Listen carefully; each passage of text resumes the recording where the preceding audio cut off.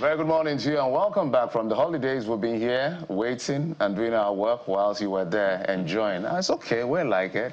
We're here to serve you. I'm Jeffrey Uzama. It's a morning brief, guys.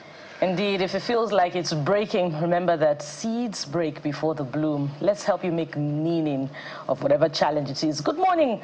Welcome to your perfect morning starter. I am Bukola Koka. And I'm Quadri Kikilu. Let's start off, shall we? I know some people might not be resuming today, in fact, because usually when you have Monday as public holiday, then some people say, you know, Tuesday she'll take a breather. Let's start resuming Wednesday, Thursday, you know. But let's repent, all right? I think it's high time we started pumping in more productivity. Yes, I know the wage might not look like it, but let's try as much as possible to be productive today.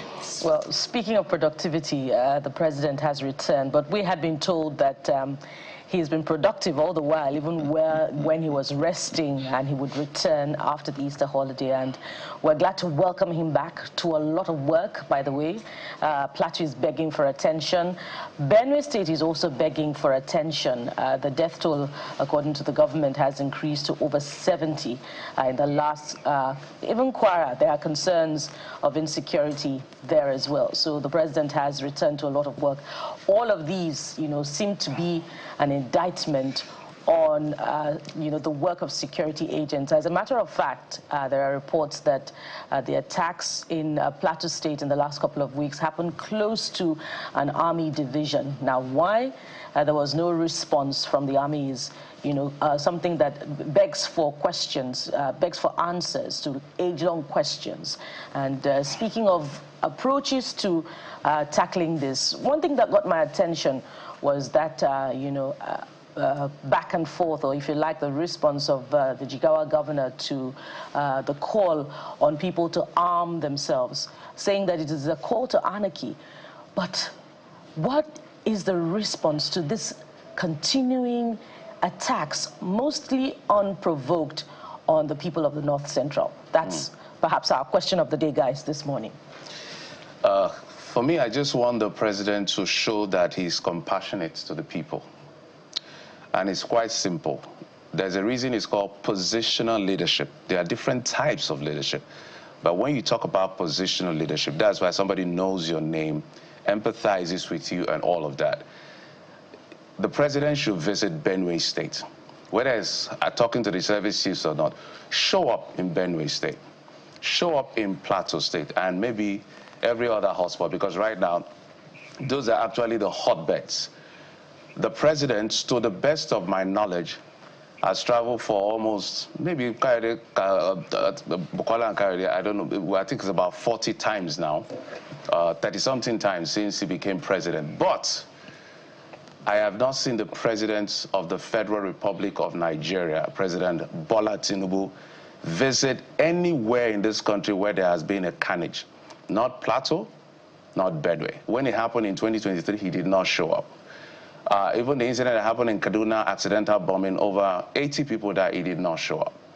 It is happening in Benue, he hasn't showed up. So I'll give him the benefit of the doubt to settle in and visit these states. That is what positional leadership requires.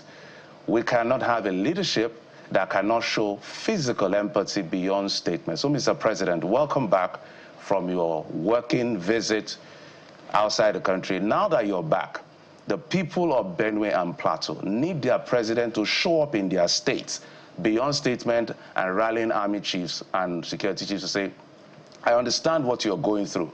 I'm here as your president, and something will be done to reverse this trend of carnage either on the Plateau or in Benue or in Quara.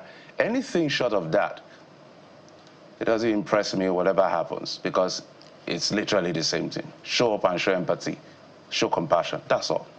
It will go a long way to help build confidence. It's not too much to ask for, really. In fact, that's the basic. And it just baffles me that there's a law that prohibits people legally right, who want to defend themselves against attackers from bearing arms. And again, nobody's saying just throw it out there into the market.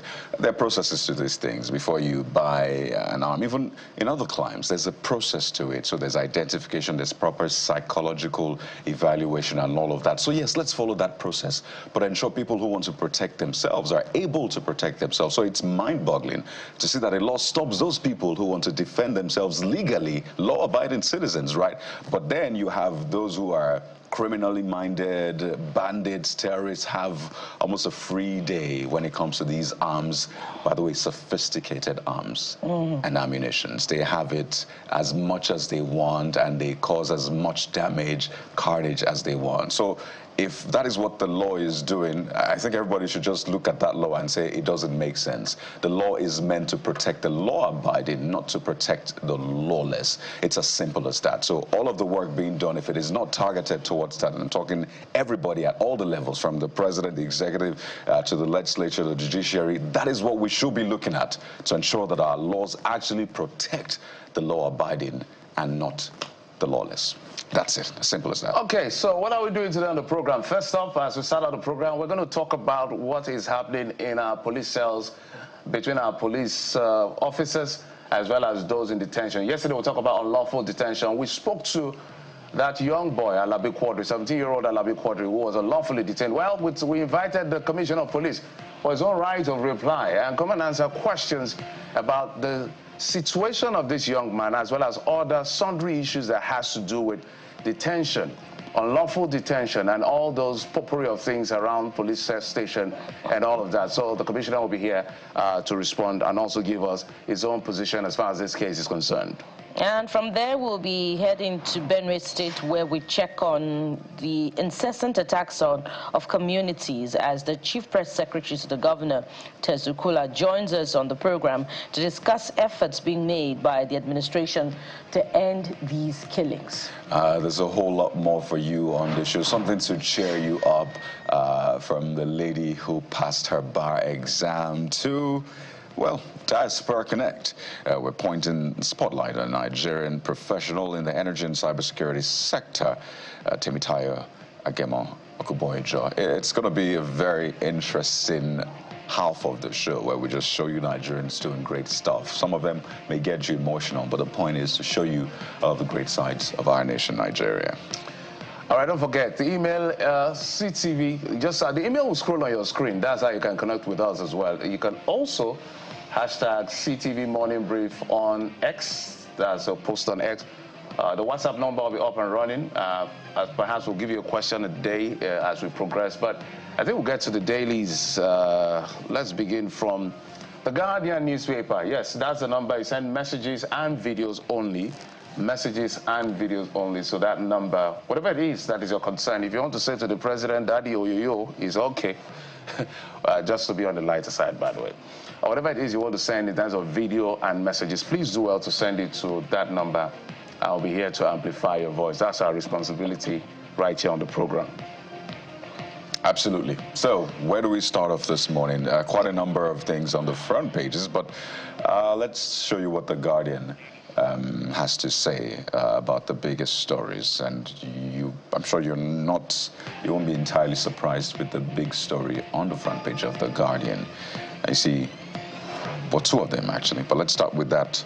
Tributes for man of humility, Pope for the poor, as Vatican awaits a new leader. So that's how the Guardian captions this. The world was thrown into mourning on, well, our time, Monday morning, Easter Monday, because of the death of Pope Francis. So we're joined on the program by Adeni Ifetayo, media consultant and public affairs analyst, to walk through some of those big stories on the front pages. Mr. Ifetayo, good morning. And this is the story, the biggest story globally right now. The cause of death has been revealed as a result of stroke, and now, well, naturally, there is a succession planning, the move towards succession, who will be the next pope. But, you know, a lot of things have been said about late Pope Francis. And I wonder, for you, how would you remember Pope Francis?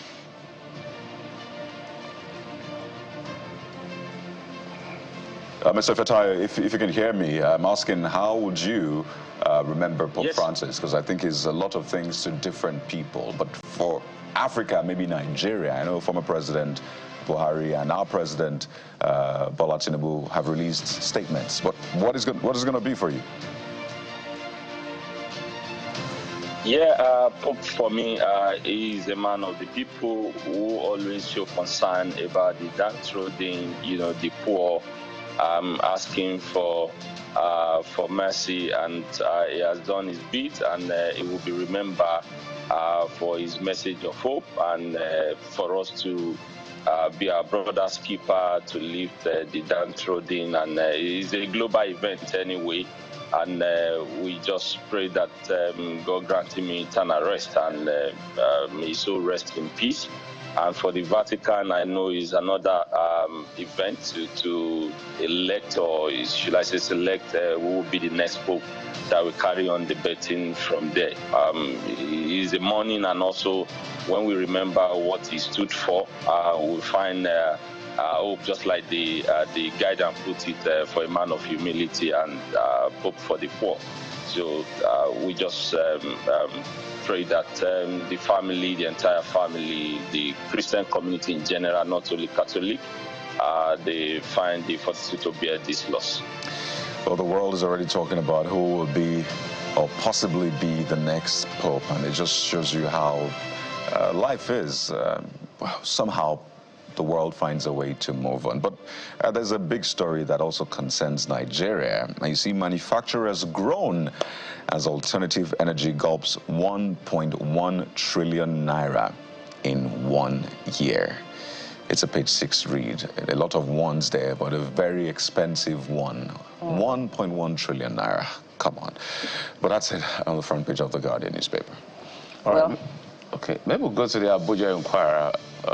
Okay. Let's get to, maybe you can comment on that in just one moment, Mr. Fetayo, before we move.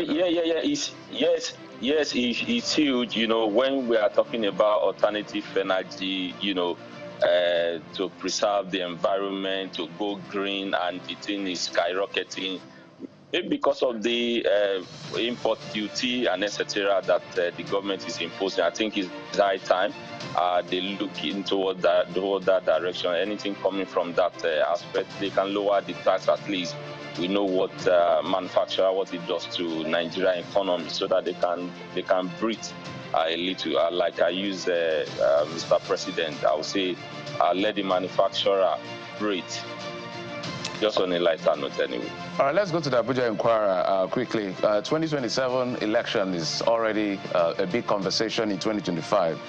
I know that the former advisor to the president, who resigned, has now started speaking, Ahmed, talking about the direction of the North will be known in about 6 months. And so that headline, Ahmed under fire, no zone can be president without orders. So they are attributing it to perhaps some of the reactions by Nigerians who say no zone has the exclusive preserve to decide who leads a big nation like Nigeria. Your thoughts, Mr. Fetayo? Yeah, first and foremost, a tree does not make a forest. So the same thing when it comes to the issue of election. You need a all-inclusive geopolitical zone. You need their numbers. You need their contribution. So saying that it's only the North that will decide who becomes the president, of course, you can't say that it's just a matter of time. You need every other, you need all other geopolitical zone, because politics and winning an election is a game of numbers. So if you ignore a particular zone, is to the detriment of such candidates, and I'm sure those political gladiator knows that. So of course, freedom of speech, anybody allowed to say whatever, or that is his own opinion anyway. But I feel that as time draws near, they are going to come together. It's just a game of number, and you need every other number you can possibly get for you to become a president. But it's just a pity that's what's on his mind at this time in point. So let's see how it plays out anyway. But every number is needed for you to become president or to win an election. It's a game of number. Not just a particular zone can determine that.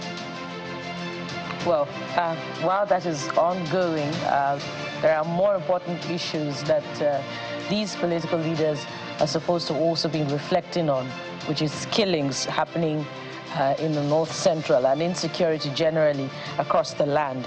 But let's head to the front page of the Blueprint newspaper this morning, and the big story also, trails on the death of the Catholic pontiff, Pope Francis, who died amid the Catholic celebration of Easter. And look at this, Mr. Aditayo. Ghanaian cardinal, 9 others in line as Pope Francis dies at 88. And there are, the riders, are talking about the reactions to the Pope's death yesterday. Tinubu, Buhari, other world leaders mourn. He was a towering figure of faith and mercy, and that's ascribed also to the Christian Association of Nigeria. Well, Mr. Fetai, I wonder what you think, as the world is already moving on, as Kadi said, and even there are projections already about who would succeed the late Pope, and the name of a Ghanaian, cardinal is coming up, Peter Turkson. What would an African leadership at the Vatican mean for the world? Yeah, one thing about Vatican or the Catholic in general, they have the procedure where they do, where they determine who becomes the next Pope after the Pope has been announced or confirmed dead, and they go into a series of events, like they go into conclave, where those cardinals we meet, series of mass, and they won't have interference with the world, no internet, no call, no nothing, and all of that. So, well, it is a good one. I'm just looking forward today that we have an African Pope anyway that will become the Pope. But if it's among the number, anything is possible, because it's just only for them to meet and decide. And just for our listeners to know that, even in the conclave, there are 2 significant smokes. They might be there for the first one, if they have not determined who becomes the fourth after the first round of votes. I think the black smoke goes up into the air to show that we've not really determined who becomes vote, and who becomes Pope. Another series of events, they go for another as a round of vote and all of that. And if there's a white smoke, it shows that a Pope has emerged. Well, coming up, Ghanaian cardinal and 9 others. We just hope that it happens during our times. Anyway, they have a procedure. If he's qualified, why not? If he's chosen, why not? If he's voted for, why not? There's another story there that is unsettling on the front page of Blueprint, Mr. Aditayo. I wonder if we have time, but we can just highlight it. Al-Qaeda-linked jihadists, that's at the top of the nameplate. Al-Qaeda-linked jihadists attack military posts in Benue Republic, kill 70 soldiers. And that's just very close to us, and that is very unsettling. Well, African leaders must begin to reflect on this at the leadership level. Yeah, Mr. Aditayo, maybe you have 10 seconds. Yes, African leader, it's just the high time the African Union, the African leader, they come together to secure our borders. If it's affecting your neighbor, don't say that, well, it doesn't have anything to do with me. It's not in my border. We need to be our brother's keeper. We need to be our neighbor's keeper. What affect Mr. A or your neighbor shows that he might get to you. And this high time, security is one of the things you don't want to toy with. They shouldn't see that maybe if it doesn't affect us, if it doesn't affect our soldier, it doesn't mean that we cannot lend a helping hand. So I think it's high time they come together. How did it happen? How can we prevent it? How can we make sure that we nip it in the border? It did not escalate to other African nation or other African region or other border. So those are the things they should be in their conversation. And of course, we want to sympathize with our brothers in Benin Republic that an African leader, they should speak with one voice to condemn it, and let's come together and defend our territory, our continent. Well, I think at this point that's a no-brainer. But we'll see how well the leaders, maybe in the sub-region, are able to come together and do the needful. But Mr. Adeni Fetayo, we have to thank you so much for your insights in some of the big stories making the rounds. He's a media consultant, public affairs analyst. Thank you for joining us on a newspaper review. Thank you. It's my pleasure to be here once again. There you have it. We'll go on a quick break now. And when we return, this conversation started a while ago. But yesterday we had Quadri, his lawyer, on the show and spoke to his experience. But we have the response from the police in Lagos State. We're joined by the Commissioner of Police in Lagos State, who will be our first guest on the show today. We'll be right back. Stay with us.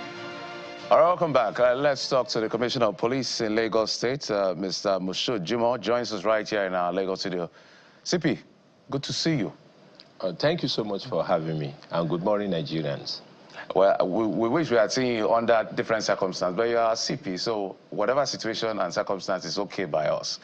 But let's begin with piggyback on what played out yesterday right here. And this has been something that has happened over the few months now.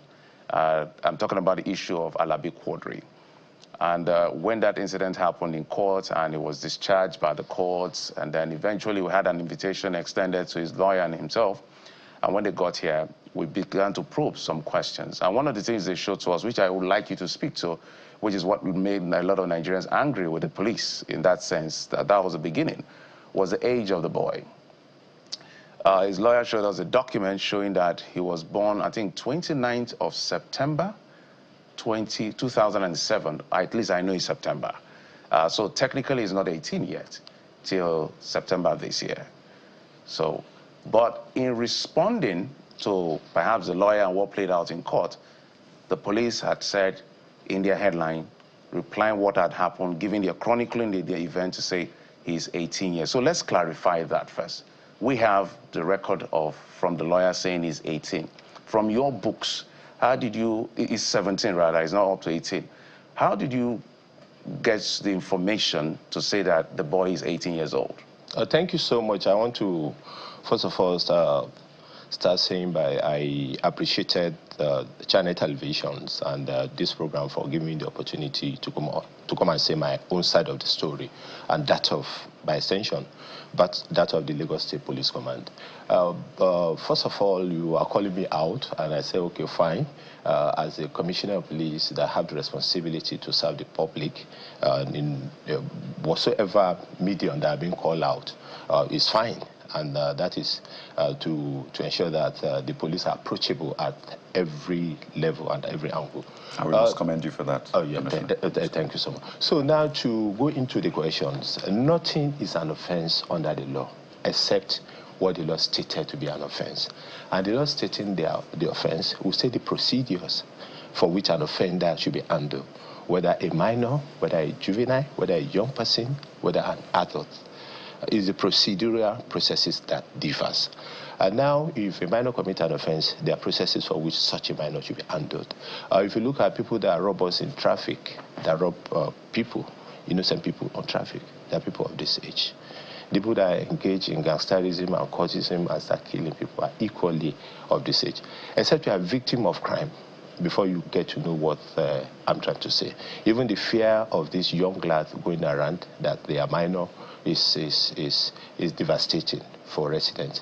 But we will not say because of that we go beyond the law to do what is improper. No. We ensure that we train the mind and the capacity of our officers to be able to ensure that they follow the dictates of the law and they are not emotional. We have procedures. We have a case file where everybody alleged of an offense will make statement. And in the statement form, it was the boy himself that said he's 18, and it was recorded.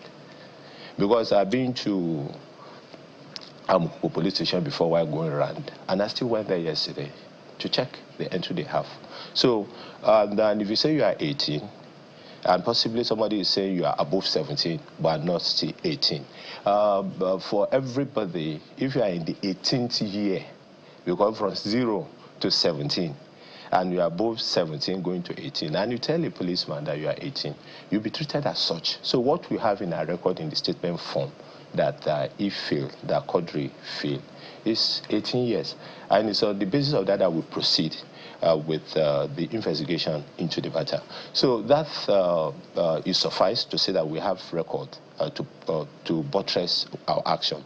Then in the actual sense, even if somebody is below 18, that does not mean that we shouldn't investigate the person properly in accordance with the laid down law and ensure that some person is prosecuted. Police action terminate where matter are taken to court. The lawyer here yesterday, with respect to him, was saying that the DPP. For us, we have not seen the DPP advice. We don't know whether he was directed to be granted bail, whether he was acquitted, or whether he was discharged.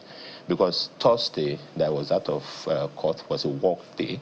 Then on Friday was a public holiday. So we are going to equally verify all those things to know what is equally in the DPP advice by today. So essentially, to answer that part of the question, because I know there are a lot of questions that will be coming from you, is that the record we have is that the boy stated that he's 18. And the best person to tell you the actual age of a person if he's deep is the parent, not birth certificate that the lawyer is parading. It should be investigated because birth certificates are not issued inside phone. We all know how birth certificates are issued.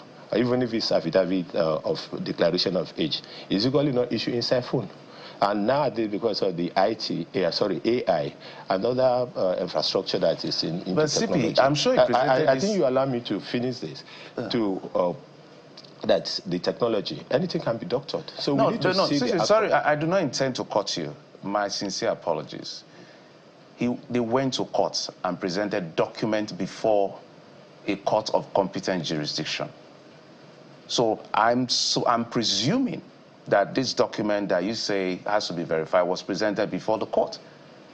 Wasn't it presented before the court? Myself and yourself, we are not in court. Your lawyers were in court, weren't they? No. Myself and yourself, we aren't in court. No, it's a simple question. Was the police in court? That is what I'm telling you, that we need to verify that. Because it happened on Thursday. I'm sorry, CP, you not answered my question. The judge has discharged the boy. Is that a fact? Let me take you back. In the matter, trial has not been opened into the matter. The procedural, the remand procedural processes is what we went to court for. And the court saw reason with us from the statement of the boy as 18 years. And it was remanded to custodian's facility.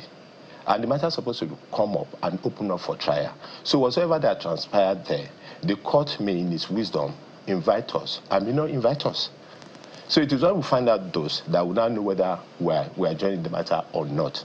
But to round up what I'm saying earlier on, the fact about age is clearly by the parent. And it's not something that it was me and you who are not in court to be able to verify whether those documents were tendered. But isn't it the police that is leading the prosecution for the trial of this boy? That's why I'm saying that the prosecution of the case has not been open. When you start arraignment in court, the suspect will be brought to court, who nowadays is a defendant, will be brought to court, and is going to take his plea. So that has not happened. So on Thursday, there was no representation for the police in court? The court has not opened prosecution into the matter.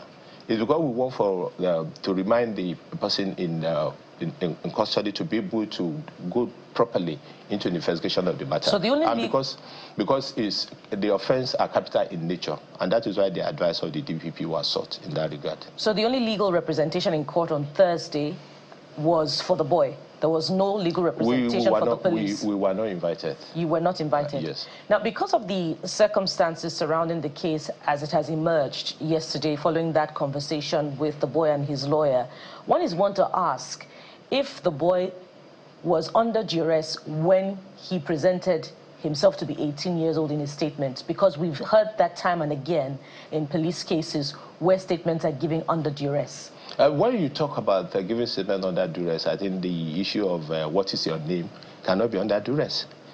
And what is your age cannot be under duress. What is your, where do you live cannot be under duress.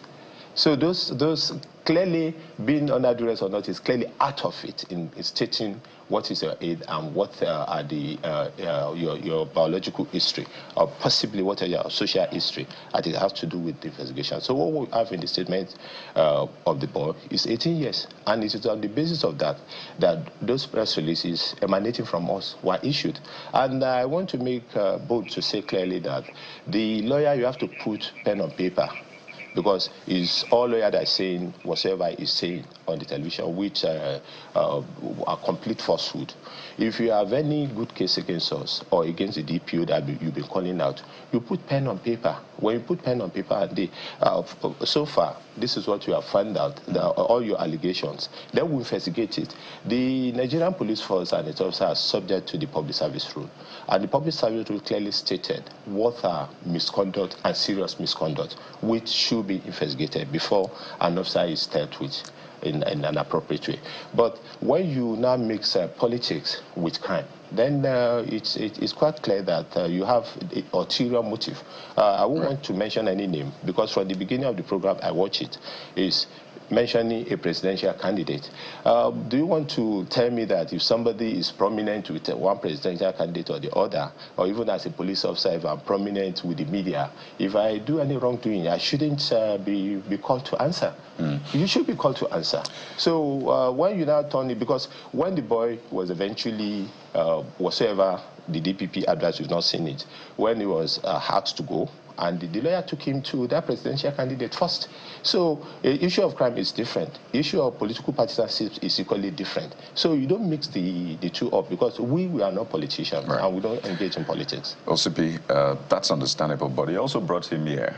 So it's not as though we are partisan ourselves. I imagine it's as a result of an invite or the groundswell support and all of that. But back to the issues, because we're not mixing politics with it. We're just speaking to the merit of this. As much as this is about Quadri, this is also about the police itself, about the procedures to ensure that whether it's Quadri today or me tomorrow or you tomorrow, there is that laid down procedure that is followed, and we want to ensure that it is standard, global standard. So I find it curious, one, that it is whatever the person says about their age that you take, because there is the NIN, for example. There are documents that you can ask for to really back whether or not you are this age, what your real name is. I mean, we have database, so I'll be surprised if the police does not ask for your ID to a large extent, maybe your NIN, something that just shows who you really are. Instead, they rely on just a statement, because they could have said, I'm 70 years old, and the police will say, well, since you say you're 70, that's what you are. You could have said, my name is John, and the police will say, well, since you say you're John, that's who you are. But I want to imagine that's not how it works. But let's go back to the procedure now. It is said that Quadri was taken into custody, was handed over to the police, and I want you to walk us through what the truth is, was handed over to the police by people who conspired with the police to basically detain him, because he said he didn't give them a share of the money that his mom received, when his picture went viral. One. Two, he was detained for a week without a court order, and that's against what you've described as the law. The law says this should be the procedure. So I want you to speak to that. How come he was detained for a week without a court procedure? In fact, being a minor, I mean, that's against what the law says, CP. So what exactly happened? No, thank you so much. You've loaded your questions about 3 or 4 in. So let me start from the last one. We have responsibility to investigate every matter of crime. And we equally have responsibility to ensure that we follow the laid down procedure in our investigation, to ensure that even if you are accused of a crime, or where there are even clear evidence prima facie case, that you don't stay beyond what the Constitution says, the enabling law say you should stay in the police custody. What he's saying, like I said, is a subject of drawing attention to it. This is what I've observed. But when you bring it in the media issues, engage in media trial, and you've not brought it to attention, we will not know. But I'm not saying that he's detained beyond reasonable time. The law permits us to detain between 24 to 48 hours, depending on the closeness of the court of competent jurisdiction to where such a person is detained. So it is expected that investigation is supposed to have started before even you apprehend the offender. So the issue of detention beyond reasonable doubt is not the issue. is an issue. But let's establish that detaining for a week is wrong. It's wrong, but in this case, we have to investigate what has actually transpired. Is there any... Because I check, I think it's better for you to allow me to explain. Absolutely. I checked the record. I've not seen where in the record of lockup register that I checked yesterday it was brought in or a day before it was taken to court. That's what the register says. So, but if the lawyer has a contrary opinion from the hearsay that you have been hearing from people that this boy has been in detention beyond reasonable time, you should make it equally available to me. Then I will investigate. No, this is from the boy himself. No, I get what I'm trying. I get what I'm trying to say. That is from the media. They should put it into paper and bring it before. No, that's from the boy who I get what I'm saying it on the media. Oh, okay, you're saying that the boy said it on, okay, but I just want to establish it's from the boy. Okay. Yes, he has a lawyer who I believe is very competent. He should equally put it to paper. But let's establish it and we investigate it. But the police have no right to detain you between more than 24 to 48 hours. Fantastic. For which offense, because investigation is supposed to have commenced before then. So, but when we get deep into the investigation, we make the outcome of our investigation known. And I like that. But I also investigate. And in addition, yes. Yeah. In addition, I've set up a team of a committee to investigate the matter with Deputy Commissioner of Police in charge of criminal investigation, which is clearly out of the whole, is part of it. The Deputy Commissioner of Police Operation and Admin are there, and 3 other Assistant Deputy Commissioner of Police to look holistically what are the infraction and what the police have done in the process that may constitute a wrongdoing. Because if we don't establish that, that's the question you are going to, we won't be able to take any action. And that is why it is important for the lawyer to know that once you have any complaint of inaction or wrongdoing, or action that you feel violates people's rights, you bring it to the attention of the police. Because if you don't bring it to the attention to the police, you are just saying it all around. But that does not mean we shouldn't pay attention to what comes out of the media, because the media is our mirror. Whatever comes out of the media, or even is bashing, we take it the way it is, because we are subject to public opinion. And for an organization like the Nigerian Police Force is subject to public opinion, we have to ensure that anything that comes into public space, we look at it and we investigate and be able to get back to the public and let the public know that this is what we have done. Mind you, this incident happened around January. Yeah. I've not taken over then. But I wouldn't tell anybody and say, look, I was not on seat then. So technically, even you CP, you don't have the full information. No, I have the full information because the office of the Commissioner of Police of Lagos State was not locked and keyed. The office was open for me. So, and I have responsibility to take care of whatsoever that even must have happened so many years before. Now we are under restriction of not parading suspect, and not only parading suspect, equally mentioning their name. Because somebody had just been repatriated back to us recently. It doesn't happen when I was there. But I take full responsibility. So that's what I'm trying to say, that I take full responsibility of everything that happened in my command, and to be able to come to the public and let the public know the truth. All right, CP, the part of the question where he was handed over to the police by criminal elements in his area, or area boys in that sense, you have not spoken to it. How was Quadri arrested? Thank you so much. He mentioned it, and I was going to it before your question came in. Every private person have the right to arrest and hand over to the police. But in this case, from the entry that I've inspected, it was the DPO that received a distress call of people damaging public properties and attacking people and seizing their phone. And it was on the basis of that I intervened. He made the arrest. And it's not only Quadri that was arrested. There were 5 others that were arrested at the same time. By the DPO? Yes, by the DPO. Himself? Yes, inside. That's the entry we have. So that's what I keep on saying, that. And the person that is making the entry is a different person entirely. We have who we call the CRO, the charge room officer. When any matter comes before the station, you make the entry. And we equally have the IPO. So the DPO cannot on his own assume the responsibility of all these officers that have been designated to undo matters like that. So that is the entry in the book. And as at the time the press, because it was part of essentially talking about the press release emanating from the command, as at that point in time, those are the facts and figure we have at our disposal. If he has come up and said, oh, I have a different what they call the information. They will subject it to investigation. And it is to be inappropriate to call public related individuals that want their area to be sanitized or crime to be called criminal. Nobody should be pronounced criminal. Even the police, we cannot pronounce anybody criminal, except the court of law that may be a convict. So, in this regard, that is what they reported. That is area boys. When you say area boys, what is the designation of area boys? Are they people walking around? Area boys could be area boys. Could be area boys. So people that rob individuals, like I said earlier, in traffic, who are they? Are they not people of minor? So, like I'm saying, essentially, this matter, I've set up an investigation team to look properly at the pro and con and look at the area. But the lawyer should do us good by putting whatsoever he has said everywhere on paper and send it across to me. I don't need to see him. Are you going to re-prosecute the boy? Are you going to rearrest him? What exactly is the next step? Because the lawyer says he's coming for you and your command for detaining for detaining a minor, subjecting him to prison, and all of the things that has happened in between. So he's asking for compensation, he's asking for the DPO to be tried, and all of that.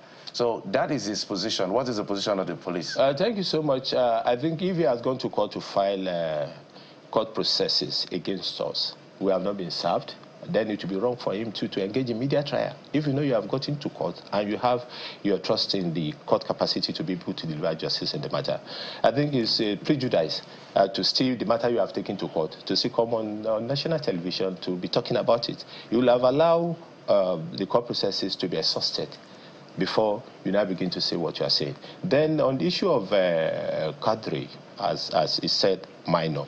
When you talk of minor that in the statutes is below from the age of 0 to 1 to less than 18, then that doesn't mean if a minor commits a crime, either alone or in conspiracy with others, that investigation should not be carried out.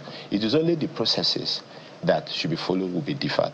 One, if a minor commits a crime with another person, maybe you leave your car glasses wind down and an adult cannot penetrate it, and you brought up a minor into the car to get your thing stolen, then they will be prosecuted together. No, but I'm coming. Let me finish. Sorry, because of time. I'll get to you haven't answered my question. My question is, because now, whatever question we ask, you always refer to the court. In one breath, you are talking about legal procedure. On another breath, you seem, in my view, to be holding a position as well.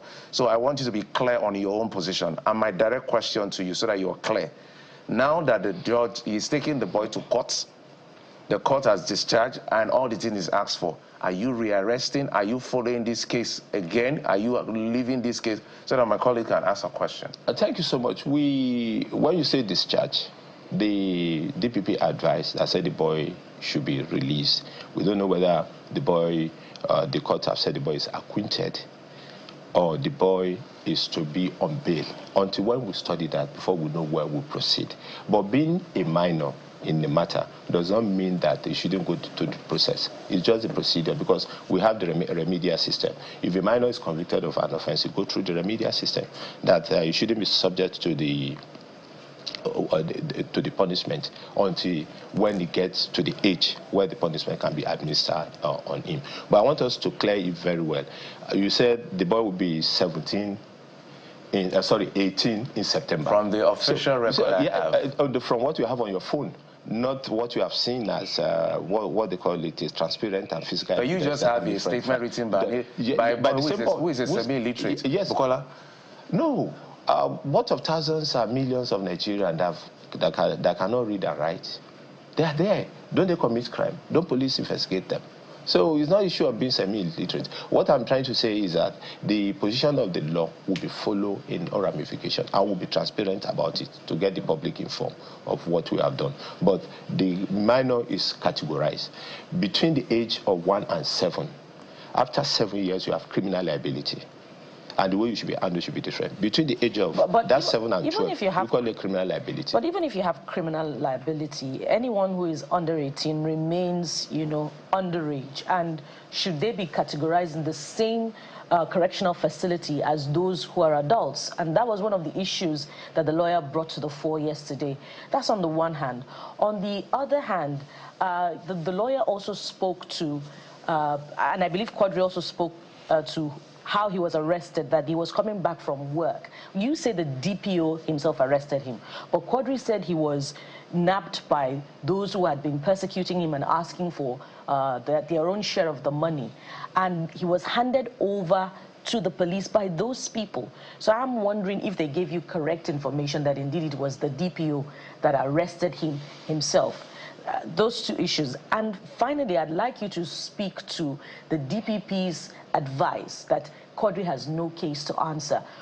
If you study and you find that indeed that is correct, will the police apologize to Quadri and his family for the experience that he has been put through? Thank you so much. Whosoever asserts will prove. The lawyer has been making a lot of assertions here and there. If he asserts anything, he should prove it. But he has not been able to come forward to be able to give us all those submissions. Then the DPP advice that we are equally talking about, we have not cited it. I have not seen it for one. And I'm entitled to be copied. So maybe before close of work today, they'll send it to me, that will not know what we are going to do. But would you apologize? Why will I apologize when the process of investigation set up by my department have not been exhausted to give me the report for what has transpired? So the police, we are doing everything to ensure that every Nigerian stays safe across the country. And where there are infractions, we want people to come up to us. We don't hide people that engage in wrongdoing or people that go out of their way to violate the procedures for which an offender should be prosecuted and tried. So, and that is the discretion of the court to issue an order in the view of the court for what has been presented before the court. All right. Well, CP, as we wind down, you have a job of work to do in Lagos. We're going to talk about Lagos proper because we know that you're settling down and trying to get a handle of it. So we'll still have a proper conversation about Lagos. But we just wanted to speak to this because it points to a deeper issue. One, CP, we need to ensure that as a primary investigator, the investigation agency, the police, is not relying on someone's statement. You just say, oh, because you say you're 18, that means you're 18. The police has a lot of resources at its disposal. They can check his, I imagine, biometrics. They can check his name, see his NIN register, and let them go deeper and not realize, oh, we don't have this back and forth. He's 18, no, he's a minor. That's on the one hand. Also, the confessional statement he made. Global best practices. His lawyer should either be present or it should be done on video. I don't know if that was done in Quadri's case. Again, that's global best standards. And we're saying this so the police can, I'm sure you know these things. Finally, from the records, what crime specifically was Quadri arrested on? Allegations of crime. Was he arrested on? Thank you so much. I think the press release emanating from my office is very explicit about the act and what they have been arrested for. And to go to your matter, when we arrest people, we don't persecute people, we do proper investigation. If you say your age is 18, and at that point in time, it's not a controversy. It's not an issue for us to now begin to say. It is now that we now begin to say, oh, since it has generated issues, that we now go say, where's the biometric, where's your NIN, where's your other thing, to be able to put it in public space. But was a lawyer present? Was it done on video? So that we don't have this back and forth. No. Was it done on video? Was lawyer present? In the new administration of Criminal Justice Act, it is expected that we should do video when somebody make a confessional statement. But the situation we have in Nigeria, even that across, you may not even see where there's network to be able to so CP, get that. No, I think let me erase some vital and important issues. So like I'm saying, those are the expectations, and we are doing our best to ensure that we carry the expectations. They can use their mobile phone. No, but it's you that you're using the mobile phone. Like I spoke to you earlier, we have a 14-year-old girl. No, I'm saying the police can use a mobile phone to report. No, let me give you an example. We have a 14-year-old girl now in Panti that stabs a 59-year-old woman who is the grandmother to death. and we have everything recorded there on mobile phone. But because this matter you are talking about now is because before the court has taken down to court, so I have limitation to what I can tell you as per what you are saying, so that it doesn't become a contempt of court. But that is the procedure, and we are following it. There's no contempt of court. If you did not record the boy or a lawyer was not there, they were not there. At that point, police dropped the ball. No, the lawyer. It's a phone. No. It's a phone. The lawyer can be there. Are you getting me? And he was not there. Listen, there was no lawyer. There was no this lawyer came up later. But as at the time you are arrested, if you are cautioned that you are not under obligation to say anything, but anything you say will be taken down in writing. I'll be giving evidence against you. If you now insist that you are not going to say anything until when your lawyer comes, we'll still oblige you. And we'll put it down. Even if your lawyer comes and you still insist that you are not saying anything is equally a statement. We'll put it down. You are not saying anything. And you append to it. All right, CP, definitely we're going to have you back on some other conversation. Let's allow you settle in. This is a very controversial issue. In our books, from what we see, a minor is involved. Your books, you say, is an adult, so it's neither here nor there. No, that is not the issue. So a minor is not, there's criminal liability. I understand. That's what I want you CP, to I take understand away from what the mind of the people. I understand what criminal liability is. From 7, I understand all of that in the law. I'm saying whether I committed a crime or not, there is a procedure. And for from which what you should follow. But what you have in public place is like a minor, if a minor commits an offense, no, a minor should be allowed to go. We're just investigating how this boy was treated. Why was he detained beyond time? How did you confirm his age? Why is he put in adult prison?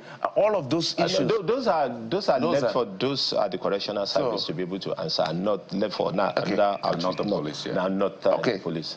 Anyway.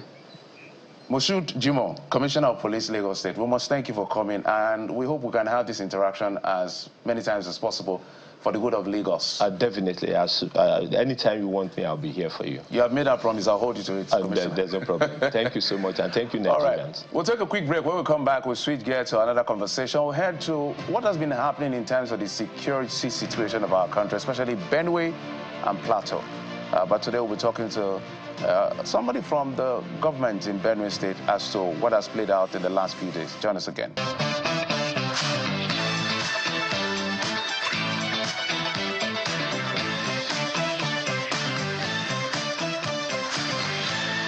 Staying with security, and yes, we're joined on the program by the Chief Press Secretary to the Governor of Benue State, Mr. Teshikula, joins us live from Quadri, the Benue State capital, virtually. Welcome to the Morning Brief, Mr. Kula. Good morning.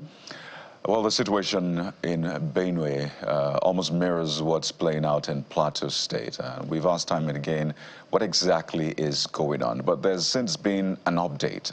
Yesterday, the death toll seems to increase in that sense. So speak to us, what exactly happened, and do we have an update regarding the death toll? Yes, just like you have said, the death toll has risen to 72 from the initial 59 that we told you about. This is because some people, in the wake of the shootings, some people were shot and were later discovered when the search was conducted. And then some were badly injured from the bullet shots, and they went to the hospitals, and 2 of them were confirmed dead on their sick bed in the hospital. That is the situation. But to answer you again, what is happening in Benue State is rather unfortunate, because this is a situation where some people have decided to organize themselves, plan a criminal attack on the state, and from what we have seen now is that they're coming with the intent to land grab, because as they come in, they kill people, they maim, they scare people away, and then they seek to occupy the lands left by the natives. This is what is happening. And these people are coming not because they are here, that are perpetrating this terrorist act. They are coming from outside the state, outside the neighboring states. They are coming in from states that are neighboring Benue State, and even the international boundary we are sharing with the Cameroon from the Quadri axis. What we have seen in Benue, as people make mistakes and say, call it clash, the headers farmers clash. I don't think there's any clash here. In a situation where you are not fighting anybody, you go to work, you sit in your home, somebody invade your house, kill you without you provoking him, they sack your home, they go to the farms, destroy farms, kill those who are at the farm. You can't call that as a clash. You can clash with somebody when there's an argument and then the two warring party groups are fighting. But where you sit in your home, somebody invade there, unprovoked, kill you and go away, that's a terrorist act. Or at best you can say invasion of Benue communities. And so I think these are the first things we need to correct when reporting this issue. As long as we keep saying it's a clash, people begin to misunderstand what is happening in Benue State. And the gravity that is happening now is unprecedented, because when it happened at Ukum, the recent development we're talking about, Ukum and Logo, these people came in from the Taraba axis. And from what we have gathered, there were very many. They came on motorbikes, one bike carrying 2 or 3 of them, and they came with AK-47 rifles, and then decided to visit mayhem on the people, on the peace-loving people of Benue State, who some were on their farms, some were in their markets, and some were in some worship centers. Remember, it wasn't on a Sunday, but this is a Christian-dominated state, and that whole week, the whole of that week is dedicated for Easter activities in churches. And so people were gathered in churches, gathered in worship centers, in their groups. People were in their farms when this thing happened. That is why you can see the death toll getting up to that level.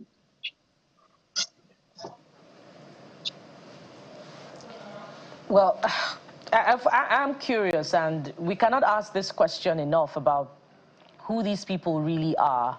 You've mentioned where they may be coming from, outside the state, from areas neighboring, Cameroon, from Taraba.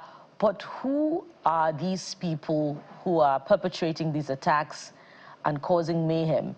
Not just in Benue, but perhaps we should talk about Benue, since this time our focus is on Benue. Well, to be candid with you, this is not the first time these attacks are happening in the state. These attacks happened in the past, and some people were arrested for perpetrating this. But this time around, we're here to arrest the security agencies are here to arrest anybody, because the style of attack is more of a brutal style. People come in, attack you, kill you, and then vanish into thin air. And so the security agencies are yet to arrest anybody for us to identify. However, but pardon me, Mr. Kula. Mr. Kula, last week... They make contacts with people who survive it, hear the language they are speaking. And they tell security agencies that these are Fulanis. They are Fulani headers. Mr. Kula. They are attacking the people. This is coming from those who are survivors of these attacks. Mr. Kula. And so that is, yes. Last week, the governor gave us an update saying that 2 persons have been arrested, but he would rather not provide additional information as to the investigation and what is coming out. So 2 persons were arrested last week. Is there no indications as to who these people are from that arrest and who is sponsoring them? No, that is exactly what I said.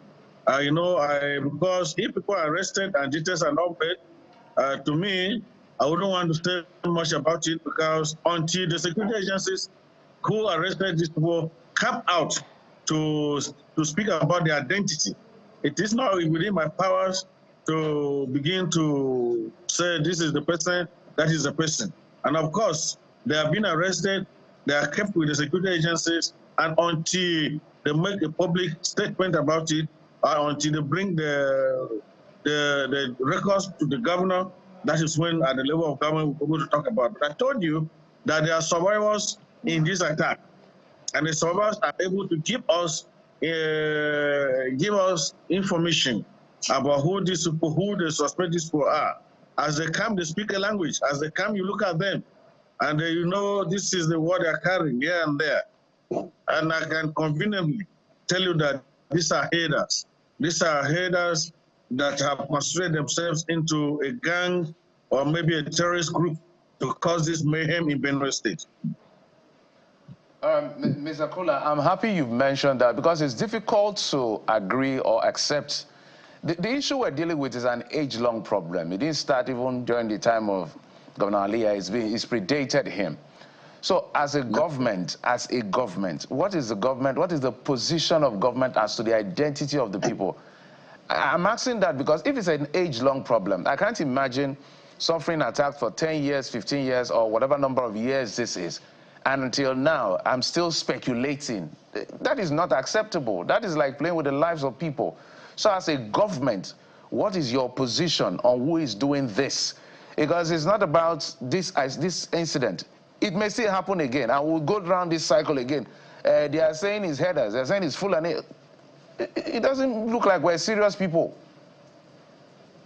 No, see, I made it very clear here. I told you that people were arrested in the past, and their identities were made known. People were arrested in the past, and their identities.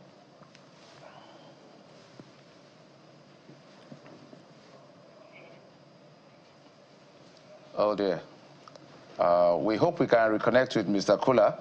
Is the Chief Press Secretary to Governor Hyacinth Aliyah of Benue State, giving us update as to what has played out in Okum and Logo, local government areas. 72 people so far have been killed, have been confirmed dead rather, from the attack that happened a few days ago. And that attack preceded a day, some of the attacks that had happened just a few days before that, which had happened in about 48 hours, where let's say about 11 plus people were killed. But this time it's even worse than before.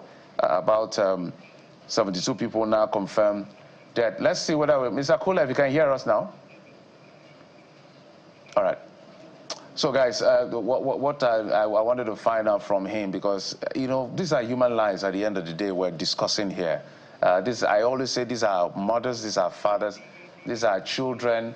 You can categorize them in whatever category you want to put them at the end of the day. But every day trying to find out who is doing this, something that is age-long, I don't think is acceptable by any standard. I understand, Mr. Kula. Mr. Kula, if you can land on your thoughts as we begin to wind down, please. Yes, I told you that this thing happened in the past and people were arrested. The identity of the people who were arrested is not in the dark. And they told us at that time it was foreign haters who were perpetrating this act. Today, too, I told you that there are survivors of this untoward incident. And the identity they have given to us is that there are foreign haters who are coming in to attack them.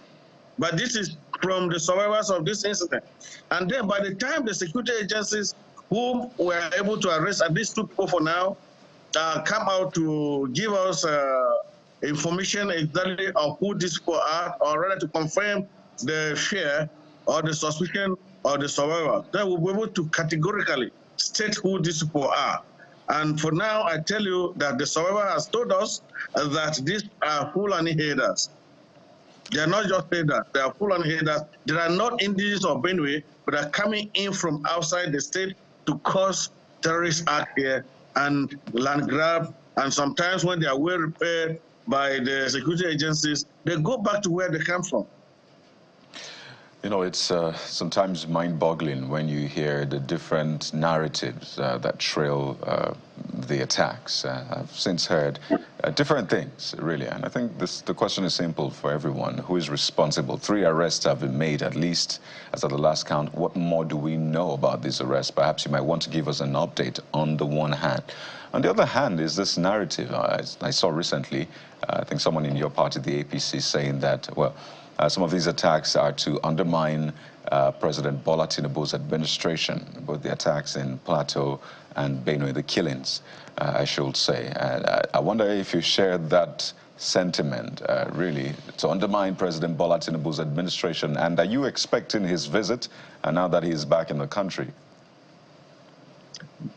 Yes, first of all, let me say something here. The crisis has come. The attack has come. The terrorist act has been committed on Benue. And so it doesn't matter, politically motivated, sponsored by politicians or not. It is an unfortunate development that needed to be arrested. Whether these terrorists are sponsored to undermine any authority, including that of the Mr. President, it is, yes, it may be very, very important. But the most important for the people of Benue State here, and the most important for the governor of Benue State, is that Benue should be protected. On his own, he has done everything possible, legitimately possible, to protect the people of Benue. That is why, since this crisis started, he has been in constant touch with the National Security Advisor and the Chief of Defense Staff.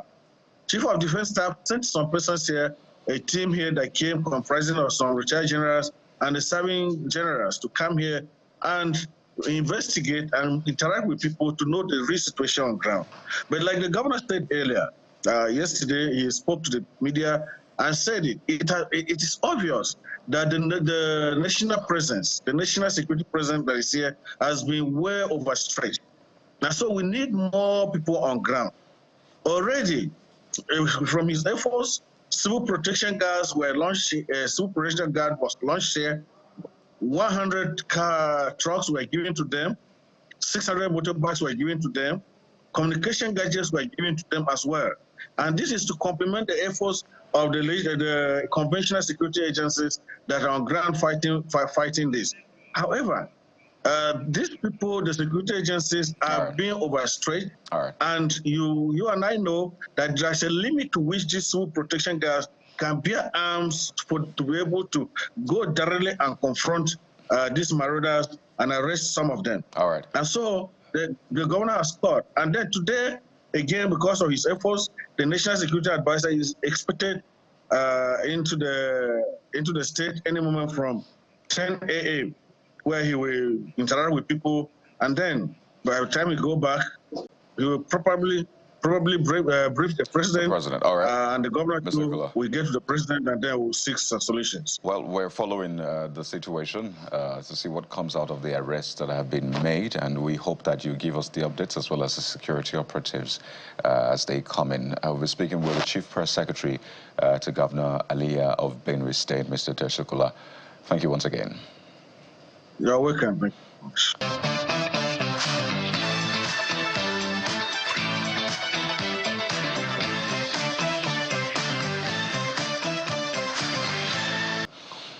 Well, speaking of the president, yes, President Bola Tinubu has since arrived the country from what has been described as a working visit, you know, some sort of retreat. He also went to the UK from France for over 2 weeks now, almost 3 weeks, really. And there you see the president being received by senior officials of his administration when he arrived at the presidential wing of the Nnamdi Azikiwe International Airport. You can see the FCT minister, his chief of staff, the national security advisor, the minister of defense, perhaps speaking to the security situation in the country. So there you have it.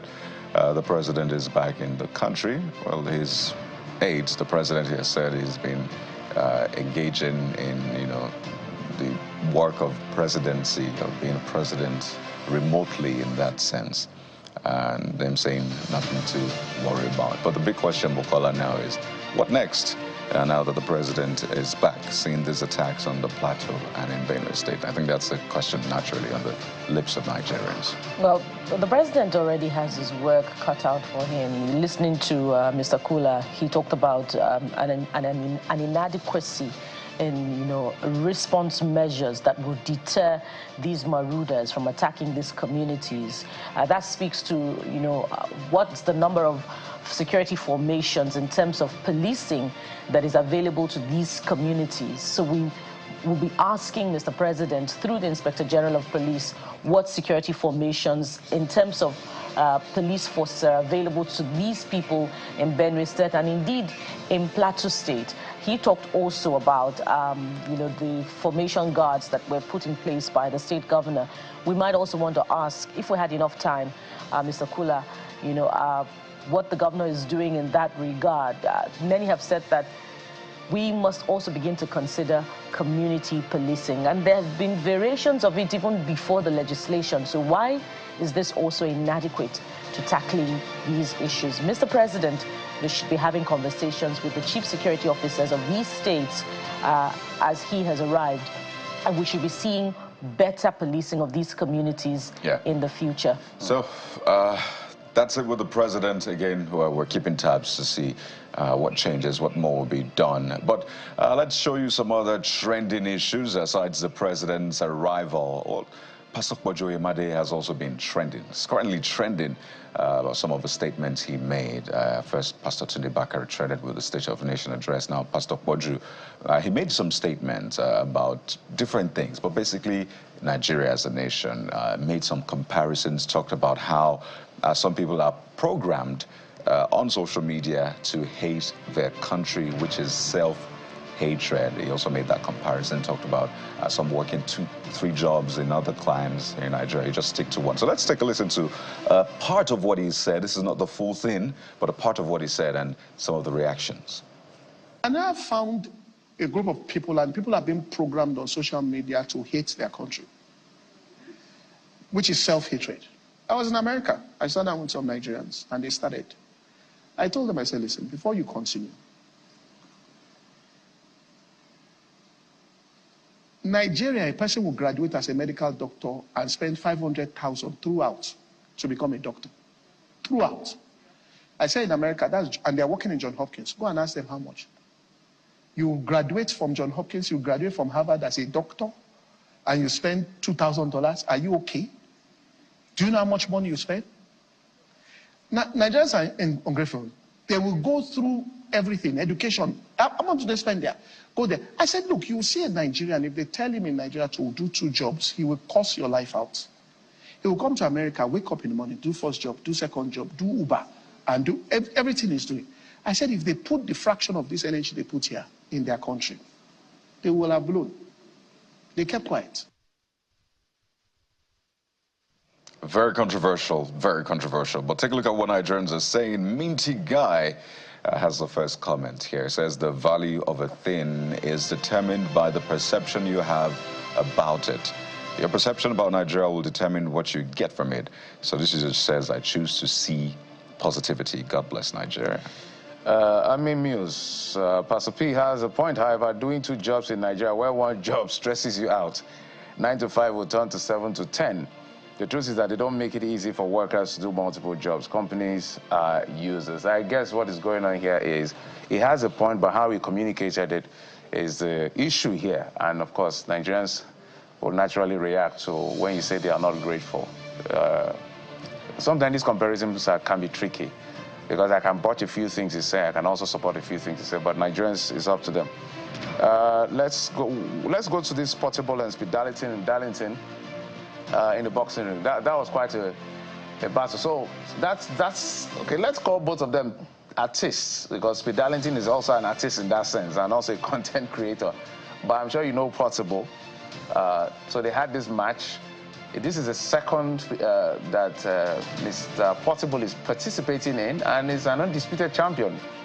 2-0 is won. But I understand that the winner of this match is supposed to, whatever funds come through, will be given to a charity of their choice or something in that line.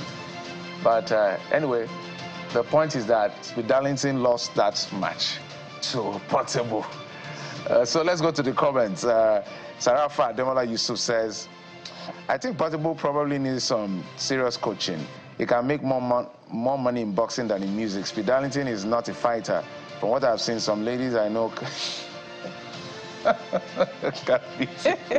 I don't want Speed to come for me. Because will you be Speed? Well, I'm not a fighter. Fighting is not one of my specialties. But it appears that Portable... let's go to Victory's comment. Victory is saying Portable was brave. He took advantage of Akpi's consistent defending. They're both unprofessionals, including the referee. So for Portable, if he's not dressing in a woman's cloth, he's boxing, or he's causing trouble, allegedly. So it seems as if he's a child in the human's body who did not have enough of play. So he's trying to catch up with all of the play that he can get as an adult. But I'm sure that social media lovers, are having a good time with all of the content that Portable is providing. So yeah, well done, Portable. About fighting Darlington, maybe Jeffrey will get him somebody that will coach him. All right, let's go to the next talking point this morning.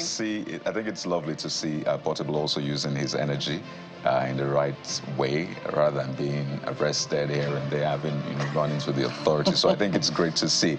But we'd like to ask you this question, because from time to time we get to ask you questions. We want to hear your response, really. And the question of the day, which we have for you, is quite simple. In the light of all of these attacks, Benue, Plateau, and other parts of the country, what should President Tinubu do?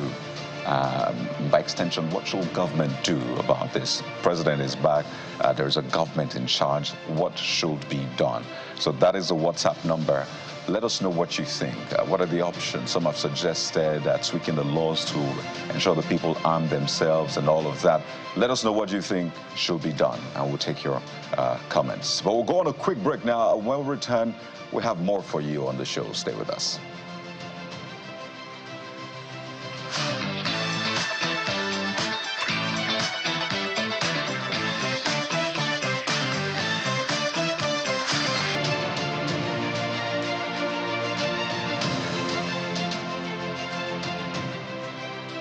Welcome back. So we'll take a breather from security matters and, of course, also from what you're saying on social media to our Diaspora Connect segment. And today we're focusing on a woman king, for want of better expression, a woman who is an achiever in the policy space and in the tech space. So, ladies and gentlemen, welcome with us Temitayo Agemo Ukuboijo, an engineer and policy professional. She joins us virtually from London, the United Kingdom. Good morning, and thank you for joining us, ma'am, on the program.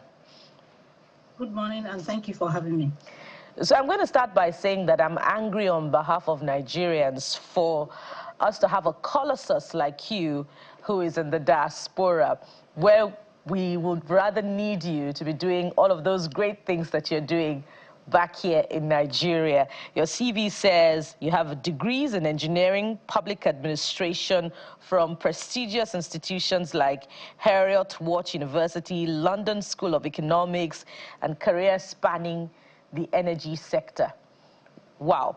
So talk to us about the high points of your career in these spaces before we delve into the conversation.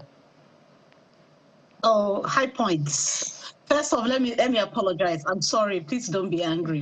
So I'm going to do my best to find ways that I can contribute. So, and I'm working on it. So with regards to high points, I think the place to start is using my strengths, playing to my strengths. When I was in my teens, I realized that my strengths were in the STEM subjects. I loved physics, I loved maths. To a degree, I'm not even sure I did very well to begin with, but I just particularly liked the subjects. And, that love for those subjects then meant I started putting some good effort in when I came to England. And then, of course, my first degree I got in electrical and electronics engineering. And when I completed that, I was determined to work as an engineer. So I had to get a second degree because I wanted to work in oil and gas. So I got a second degree in petroleum engineering. So my high point would be my first job. So that first job was with ExxonMobil in Aberdeen in Scotland. I was recruited as a graduate reservoir engineer, and I still remember when I got my offer letter, where I was, how I felt, how I jumped and danced around for like the next 10 minutes, and how I was on a high for the best part of 1 week, having gotten that offer. So that was my first high point. Then when I joined the company, the second high point would be the opportunities that I got when I started working for Exxon. So they put us through a graduate training scheme. And part of that training included an executive education at London Business School. And then that was where I then got introduced into the idea of business and negotiation and strategy and building company cultures and the likes. So these were concepts that were completely different from, the technical subjects where you have immutable laws versus dealing with human beings where there aren't always laws. You just have to find your way around things and get things done, and it's not always easy. So when I finished that program and I got issued the certificate, that was another high point. I always felt, and I still feel like that's an opportunity that feels more like a tree rather than something that I deserved. Like I was just there and it just happened, and I just managed to get this education because I worked for this company. So that was my second high point. Then my next high point was, it was a bit of a mixed bag. The oil industry got depressed in 2016. Everybody who works in the sector, including Nigeria as a country, remembers 2016 because there was a significant crash in the oil and gas industry. So I had to move out of that space. Then I went to work for government. So I worked in the energy policy space, and it was a lucky time yet again because I was given a brief that was very complicated and difficult, that tested all of my methods, but I learned a lot from it. So at the time, I worked on the withdrawal agreement Brexit for the electricity market in the UK. All right. That was something. So that was another high point. So I've had all these opportunities where I found myself in places where I'd had to work very hard, but then I ended up learning a lot. And at the beginning, it felt daunting, but it came out good. Yeah. So you have both hands-on experience and policy advocacy experience as well. Let's tie to what obtains here in Nigeria. We've had the opportunity to interview young Nigerians who are using local materials to assemble drones. We've interviewed Nigerians who are, providing technology intervention in the agricultural space, providing manufacturing machines. So it would seem as if it's not a dearth of innovators and ideas in the tech space or in the energy space. But what is lacking is what they require to scale up. What recommendations would you have both for these young persons and in the government space as well, to look more closely at these young Nigerian innovators? So to begin with, in my experience, and my experience is very limited when it comes to the government space in Nigeria. I don't know beyond what we all read in the newspapers. I don't have any direct experience or access. So I can only, my comments are based on what's in the public space and what I read off of newspaper headlines. So one of the first problems that I think that we have in Nigeria is the problem of ecosystems. And what that means is that for every, local solution provider, it's almost like they have to develop their own ecosystem of everything. They have to find a way to be in charge of everything, of the entire value chain from start to finish. And that's a significant amount of time, money, capital, and network. And sometimes, because of the intense requirements to own that chain, it's enough to, it's enough to tire anyone out. It's enough to deplete anyone's funds. So let me give you a very, very kind of simple example. If I choose that solution that I want to provide today is clearing drainage. So, the problem that we have with regards to rains and refuse, getting into drains and blocking it. If that's all I want, then I would have to probably provide the solution to buy the actual equipment that would collect the refuse. Then I would have to provide the solution with regards to what I do with the waste. Then I would have to provide the solution with what I do with, how I transport it. So you've got this whole thing, this whole chain where I should have other people who are collaborating with me, who are part of this ecosystem, but they're not there. So I entirely have to provide everything from start to finish. And I think that's a significant blocker. It's a significant barrier with regards to getting things done. And therefore, for that reason, I have a lot of respect for people who, despite these challenges, these problems, continue to work very hard and continue to do what they do with regards to providing this ecosystem. And the fantastic thing is that sometimes when they do manage to succeed, they provide that ecosystem for other people to tap into in other, let's say, other innovation, perhaps less arduous and less difficult. And that would be a fine place to leave it. And sometimes when they do manage to succeed, they find their way to the United Kingdom like you, and we lose them. But we hope that doesn't happen. I begged already. I already apologized for that. All right. We have more questions for you, but we must anchor at this point. And thank you very much for your time and contribution on the program. We've been talking with Temitayo Agemo Ukuboyejo, an engineer and policy professional who joined us virtually from the United Kingdom. Thank you so much for your time on the segment. Thank you. All right. All right, from here, there's more on innovation, but that will be after the break. Join us again.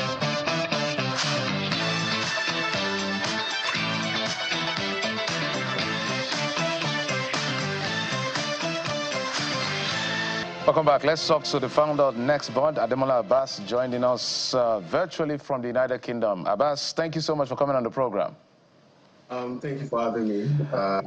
We always try to check in on tech bros and people within that space just to see how well we're doing. So from outside in, by your own assessment, how well are we doing so far? I think tech is one of the things that Nigerians generally, what we are well known for. We are very smart people, very intelligent, and I think we are world class. So I think from the outside, in the tech world, Nigerians are doing amazing work. They say this is perhaps, I think, the fifth revolution in that sense. And this is the chance Africa had, because for every other revolution, perhaps we're not on the table or we didn't measure up from the industrial to all of the revolutions we're familiar with. Now, technology is maybe a leveler in that sense, even though we have a long way to go because there are so many tables we're not sitting on. From where you sit and what you see, how much of movement are we having to be able to approach that table significantly so that at least on the continent we can begin to call the shot in that sense in terms of provision? Because right now there's super saturation in fintech, while we have arable land in terms of agriculture and several other things we could do beyond just fintech. I think in the last couple of months, from my observation, I've seen startups, I've seen tech companies come up, even hardware tech companies now in Nigeria coming up, which is not like the usual. Like I said, fintech has been like what we usually put more attention into. But at the moment, we are seeing the rise of new tech companies outside fintech. And I believe that the internet, especially with AI coming in, has made it, has sort of made tech a leveler, or how do I put this? We are able to compete with other countries. We have the same resources as they have. And for you to be a tech bro, for you to start a company, all you need is internet, right? You need internet, you need the right tech resources, which is, at the moment, I can say, available in Nigeria. The only thing, however, that I think a lot of people are struggling with is the funding aspect. Hopefully, when that gets better, we'll see the rise of more tech companies in Nigeria. But I think we're doing really great, like I said before. And this is the revolution, like you mentioned, and hopefully we're able to get it to the peak. To gain critical mass and get to that point of being counted on the table as part of this current revolution, what should we be doing to our curriculum? I'm very specific with primary schools, because it looks like for primary schools, let's just get them some level of literacy, let them understand how to use the internet. But if you look at some of our people from even the global south, let's say even China and some other countries, you see that there's a clear-cut direction. If you were to define for policymakers to say, let's just not introduce young people to computing and all of that, what exactly is the future going to look like for us, and how would you like the policymakers to direct that energy that we have now for people in primary school? I think there is a gap between the theoretical aspects of tech and the practical aspects in Nigeria. I would suggest that we put more attention in the practical side. I have a cousin studying to become a software engineer in Nigeria at the moment, and trust me, we've had conversations. I'm a software engineer myself, self-taught. More practical, he is more theory-based. We've had conversations, and I can promise that it's not where I would expect him to be, despite being, and that's even at the university level, not to talk of primary school levels where they are still probably teaching them parts of computers, whereas the Chinese, like you mentioned, they've gone past that level to the point of like having classes where they literally teach them to code, teach them to build things, give them problems and ideas in the classroom setting. So I would suggest if we can adapt some of these things that other countries are doing into our curriculums, that would be great. Which means schools need to have teachers that can actually teach these things. And teachers that can teach these things require good salary for them to be inspired and motivated to want to do it. And I think there are a lot of young people now, with over 75% of the population being under 25 years. I think if the policymakers can change and re-strategize our approach in tech education, I think we can definitely do and go a long way. All right, as we wind down, let's talk about social issues like inclusion for better employability. I know that you also focus on that as well, because they've been advocating across board, whether in terms of politics, in terms of the voting system. But I think the average person who is physically challenged wants to be useful in that sense. Permit me to use that word. What more can we do, and what is it that you see we're not doing enough for them? In about 1 minute. You mean persons with disability? Yes, please. I'm talking about inclusion in general now. Inclusion in general. All right. Inclusion in general, I mean, definitely we want to encourage inclusion in general, but specifically with persons with disability, which is where I am quite passionate about. Even persons without disability struggle to have full access to, let's use voting system, for example. Having to go there to vote, you have to queue up, you have to sometimes struggle to even get, you have to climb steps, you have to do all of these things to get to like the polling areas and things like that, which most of these places are not physically accessible. All right, so definitely, if we are trying to encourage inclusion in that aspect, we need to think towards accessibility, especially physical accessibility, which a lot of public places in Nigeria are still lacking of. I must thank you so much. Ademola Abbas, founder Next Bud. We're always checking on you, our tech bros, to know how well we're doing. Thank you for giving us that update. Thank you. Thank you very much for having me. All right, we'll take a quick break. And when we come back, we're going to be talking with a young lady who we found on the social media. Super excited and She's now called to the bar, and she does a couple of other things beyond just being a lawyer now that she's been called to the bar. She's an interesting individual. In just a moment, we'll be talking with her, and you'll understand why. Join us.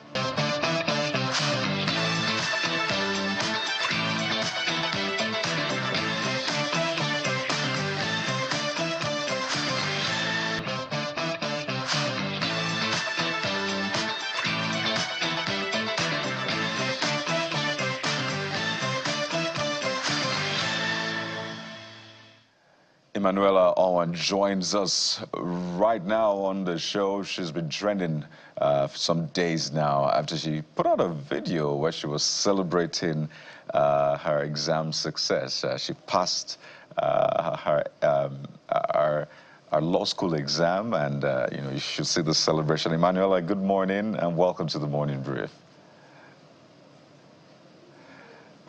All right, Emanuela joins us live from Calabar, by the way, via Zoom. And it's quite interesting to see your personality. So let me say, or let me mimic you and say, somebody say the law. Emanuela, I hope you can hear me. I cannot hear you clearly. I think I need earphones. Oh, no problem. Take your time. We'll show Nigerians your video that has been trending where you were celebrating. We could feel the joy, and then your fitness video as well. But I really hope you can hear me now, Emanuela. Okay, there you go. So you're seeing Emanuela right there. She's also a fitness enthusiast, which means that she has found a way to create her own gym. So she uses concrete instead of the usual iron that some people use. She basically makes a way where there seems to be no way in that sense. And it's lovely to see, even while she was in law school, she paid attention to fitness. So she'll study and then do some, there you go, she'll do her routine. Even on the way to class, you could see her just doing all those pull-ups and the rest. So it's really beautiful to see how she's able to combine all of that. And that's why we thought to spotlight Emanuela Owen today. Oh, there you see. She's notorious for this, by the way. Any little bar she sees, and I'm not talking just the bar exams, any bar she sees, she's pulling up all the way. And if you've done this before, you know how hard it can be. So, Emanuela, I hope we have you now. Can you hear me? Please confirm if you can hear me. Yes, I can hear you now, sir. Ah, fantastic. So, Emanuela, I started by saying, somebody say the law. The law. Somebody say Esquire. Esquire. Wow. I mean, your video is just beautiful to see on so many levels. So let's watch that video for the benefit of those who probably don't understand what I'm saying, and they will come to have a conversation with you. So take a look at that video of Emanuela celebrating her success.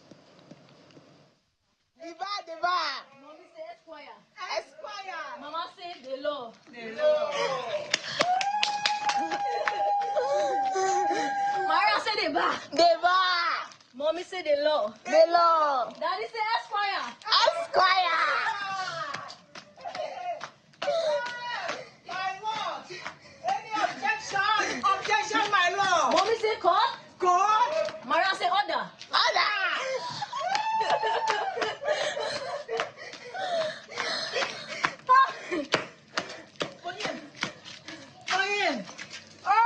Just contagious. I mean, we all didn't write that exam with you, but we're celebrating with you. So walk us through what that meant for you, Emanuela. I didn't get you. I'm asking that you walk us through what that meant for you, that moment. What were you feeling in that moment? Everyone will agree with me that law school is a very tough place. It's mentally tasking, and to go through there once and knowing that you aren't going back there for any reason is enough reason to be joyous.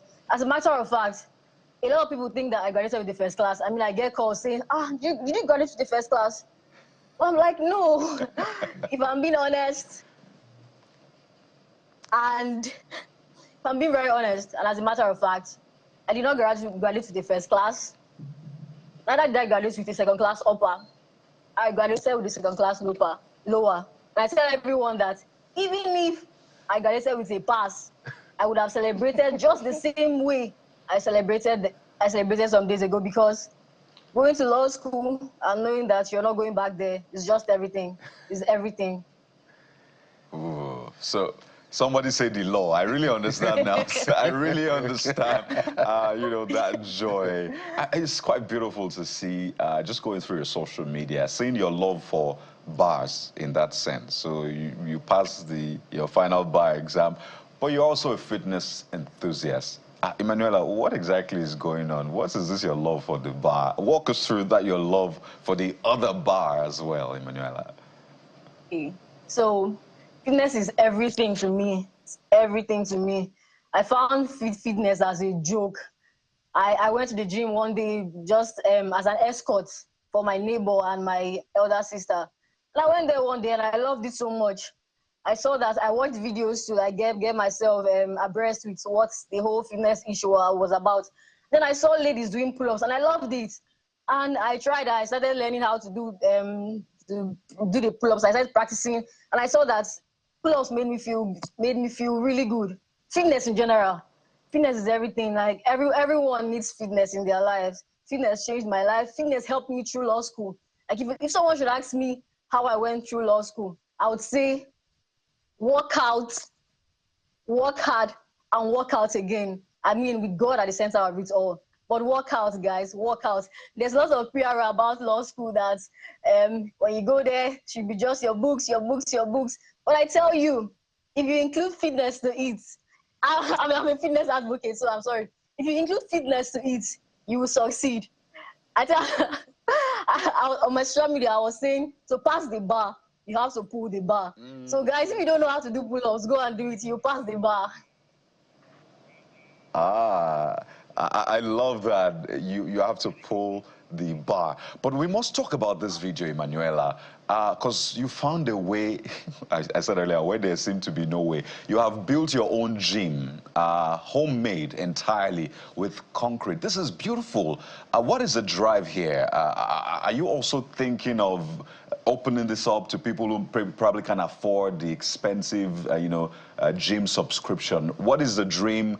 What is the goal? And what do you hope to achieve basically with that? Okay. This is a very emotional moment for me because the entirety of health fitness is an emotional thing for me. Health fitness is my baby. So the backstory behind health fitness was that whenever I come back home, I used to be scared of coming back home because I knew that when I come back home, my dad not let me go to the gym. So I knew I could not make excuses. Okay, I made the excuse for a long time that, okay, now I cannot go to the gym, so I might as well just sit down. But I knew I could not keep on with that excuse. My dad would not let me go to the gym. What can I do? And then I watched videos online about how to make dumbbells. And then from one dumbbell, I made two. From two, I made three. Then I started to show people how to do it themselves because I actually have a mantra. And my mantra is fitness beyond limitations. We should not have any limitations when it comes to fitness. Fitness is a luxury, but fitness is free. Anyone can engage and indulge in that lifestyle. So for me, health fitness, right now, I call it my fully equipped gym because to me it's everything I need and everything anyone needs. We have the basics here. So I invite people across, or people within Ecom and Cross River States to come to my home and work out because I believe that fitness is something that everyone should have access to. So if you're in Ecom, Cross River State, Nigeria, then you should pull up at health fitness. And to add to that, yes, health fitness is actually my baby step, my soft launch to the bigger health fitness that we will see in years to come or in a year to come, however God directs it. Emanuela, but watch out for health fitness. Watch out for health fitness. Let's make this happen. Health fitness, you call it, right now. Don't despise days of little beginnings. And it will be great to see the support that will come after this. So I wonder, are you open to support? Are you looking to support? What exactly do you want, Emanuela, as we wind down? The support has been overwhelming. I've received a lot of love that I cannot handle. And maybe I cannot handle this love because I think I'm undeserving of it. I mean, who am I? Like I said, I did not graduate with a first class. Neither did I graduate with a second class upper. I graduated with a second class lower. But after this video, in just 2 days, a lot of women, mostly women, just women, 4 women, sent me a lot of money that amounted to almost 400,000 naira. One sent me 100K, the others, and then there was another lady too that asked about being an early investor for health fitness because she believes that health fitness is something that's going to be. And then I even got a job offer from Prince Adetosoye of Adetosoye and Co in Abuja. He said he likes my drive and he would want me to work with him just like that. A second class lower. I feared for a very long time that with my second class lower, it would be hard for me to get a job. In fact, I'd been making applications prior to results coming out, Emanuela. but none of my emails were answered. And then just because of one video that I did randomly, well, Emanuela, a big law firm is calling me and saying, I would love you to. Okay, he gave me 2 options. He said, do you want a wig and gown? Or do you want a job opportunity? And I said, sir, I want the job opportunity. Emanuela, you're going to make all of us cry at this point. Thank you so much. Yeah, so like the love has been a lot, and clearly, as you can see, I can barely handle it. Absolutely. I've been crying my eyes for days. Emanuela, at this point, you're going to make all of us cry. I shouldn't cry on live TV, so we need to quickly close now so I can continue. But it's so beautiful, your personality, your drive, and I'm telling you, the future only gets brighter and better for you. Emanuela Owan, lawyer, fitness enthusiast, all-around amazing person. Thank you so much for your time. I wish you the very best again. So I beg to do a shout out to some of my law school mates and colleagues that helped me through law school. Emanuela, you know what? We're totally out of time, but don't worry. This is just a beginning. I bet we're going to have you again and again, but thank you so much. To all of those law school mates, she's sending a shout out to you. I'm doing that on behalf of Emanuela. Thank you so much. Well, we have to run now. We're totally out of time, but it was worth it. I'm Kayode Okikiolu. And I'm Jeffrey Uzama. Bye-bye. And I'm Bukola.